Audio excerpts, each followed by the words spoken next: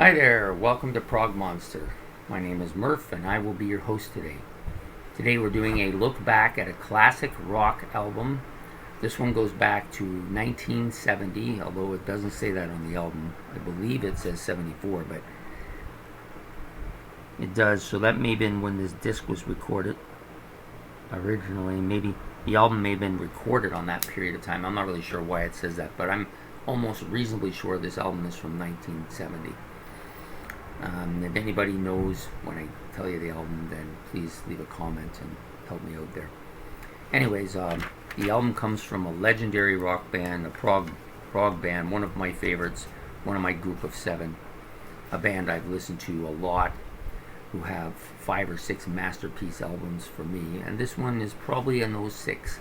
It probably is. It's not maybe as good as some of the other stuff, but it's an album I've enjoyed, especially when it's like a rainy day or something, or I just feel like something very mellow. I will put this album on. Other than the last track, it's all pretty mellow all the way along. The album, of course, is this one, Genesis, Trespass. Their first real progressive album. The original first album wasn't much like that. And in fact, for many years, many people didn't even know that one existed. But this is their first on a list of progressive albums, and a good one. This is a good album. It's a lot more mellow than some of the ones that come later, but I really like it. It doesn't have Phil Collins on here, for those of you who have associated Genesis with Phil Collins. This was before him. It features Peter Gabriel on vocals, primarily, with a few other instruments in there.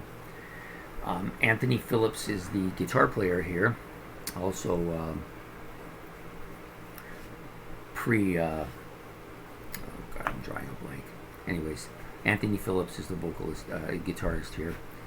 Anthony Banks, of course, Tony Banks is the keyboardist, and one of the best, I think. Definitely underrated. Should be. His style suits the band perfectly, and he does some amazing stuff. Of course, Mike Rutherford is the bass player, but he does play some guitars on here as well. And then, of course, John Mann, who is the drummer, percussionist. Very good drummer. Is he Phil Collins? I don't know about that, but he definitely played very well on this album. I enjoyed his stuff. He and Anthony Phillips leave the band after this particular album and are replaced by, of course, Phil Collins and Steve Hackett, who was the guy I couldn't remember. Okay, so a little bit about this album. It's got 6 tracks on it, all pretty solid stuff. The opening track, Looking for Someone, really, to me, sounds very, very Gabriel. Like his voice, right off the hop, you know that it's Gabriel. A legendary vocalist, no doubt about it. Suits this band to a T. They're one of the few bands that's actually,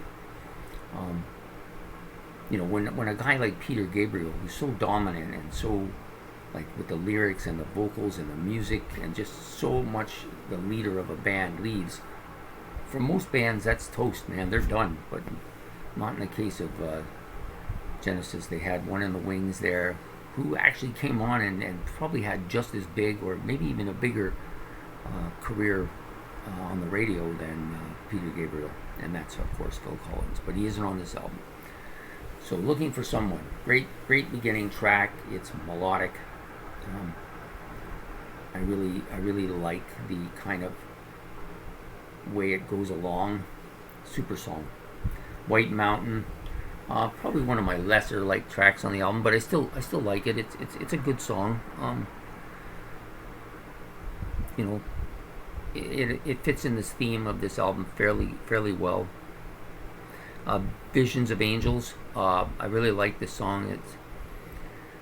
It of course continues in the same theme as the first 2 songs, but it's a little more, like a little more up tempo, I guess. Maybe that's what I'm looking for. I'm not really sure. Then we get into probably their first song that might be known from people that are into Genesis, but maybe not like Genesis nuts, but like Genesis, and that's Stagnation. This song is a really cool song. Just typical of this album, but I like the vocals on here quite a bit. Of course, the next song, number 5 on the album, Dusk, is again fits into the theme of this album. The album really has a mellow kind of theme, but with all the Genesis elements you've come to know. The keyboards, the good guitar, the melodic but complicated drumming, and of course Peter Gabriel's vocals, which are indistinguishable. Like you cannot listen to this album and think it's not a Genesis album. And then of course the final track is somewhat different from the first 5. It's a much heavier song, much better, well-known song. It became a staple in their concerts, at least early on anyways, and it's become one of my favorite Genesis songs, and probably well known and well liked by most Genesis fans. And that, of course, is the knife, represented by the back cover here. That song, the lyrics are masterful. I don't know how Gabriel, he's just one of these guys who can just write very busy songs, like lots of lyrics, very busy, wordy songs, but he gets it very perfectly all the time. Anyways, this song just crunches along. It's heavy. The lyrics are fantastic. I think it might even be the longest track on the album. It doesn't really say what the time lengths are on any of the songs. I think it's one of the longest tracks on the album. It's the inside of the album cover, pretty neat stuff. A very angelic type look to it. Anyways, the knife, great tune, good guitar, very good guitar, and that guitar solo by Anthony Phillips is awesome in this song. Drums are really good in this song. Vocals, of course, Gabriel. This is a very wordy song, and he nails it perfectly. So there you have it. A look back at Genesis's Trespass. Excellent album. If you're starting out and you want to become a Prog fan, and you're starting to look for Prog music, this is not a bad album to get first. It's mellow and easier listening to than some of the more complicated stuff that comes later, but definitely Genesis, no doubt about it. Anyways, I hope you enjoyed the video on that particular album today. So what's coming up? Coming up next week will be a couple of things. I'm just going to check my notes here. We'll be doing some look-back albums, of course, from some pretty legendary rock bands, I think. A couple of Hall of Fame bands for sure. One of them, the one I'm going to do, the band should be in the Hall of Fame, but I give up on the Rock and Roll Hall of Fame and trying to figure out how they do things, because it doesn't make any sense. But anyways, we'll be doing 3 of them this week, probably. Mixed, they'll be spaced out during the week. And I'm thinking that we will do possibly do another top 10 from, of course, a legendary rock band, also in the Hall of Fame, well known for the theatrics and stage performance, one of the greatest live bands in history. But they also have a lot of detractors, so it should be an interesting thing.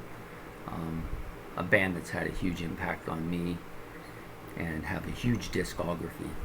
So picking 10 songs from them is going to be a task, no doubt about it.